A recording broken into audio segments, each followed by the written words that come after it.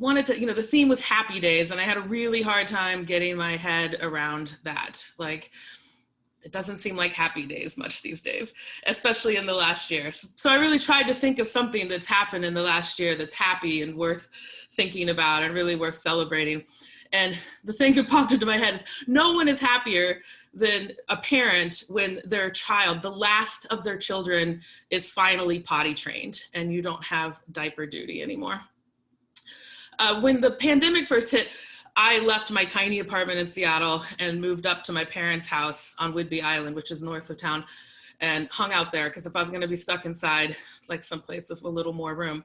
And a week or so later, my brother and my sister-in-law and my 2 nephews also joined me at my parents' house, which was more entertaining, but also very different from leading a quiet life with just a cat to having a house full of children.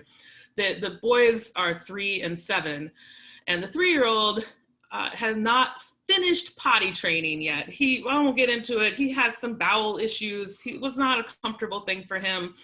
But I was trying to keep myself out of that. Like, I was like, oh, that's great. You go tell your dad you need a diaper change.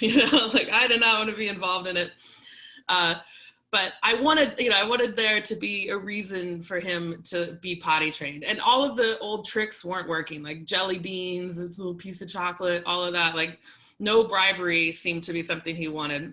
Earlier in the process, they'd been promising he could have a sleepover at Aunt Eileen's apartment, but now we're all in the same house, so we had a sleepover every night. That was out the window.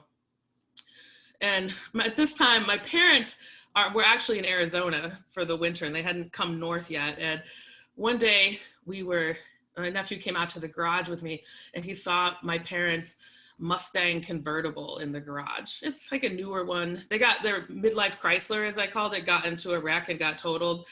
And it was like the Michael Scott convertible.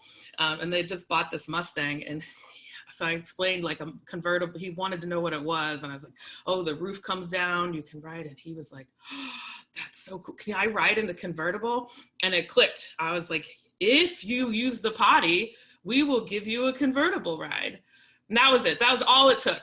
Like, luckily my parents were coming home like a week later and he was on it. I was like, use the potty, get a convertible ride. And so then we made a little drawing of him in a convertible with like little stick figures with his arm up, and we hung it at like eye level on the garage door. And he insisted that every time he used the potty, he'd run out and like make us mark the sheet so we could record his convertible rides.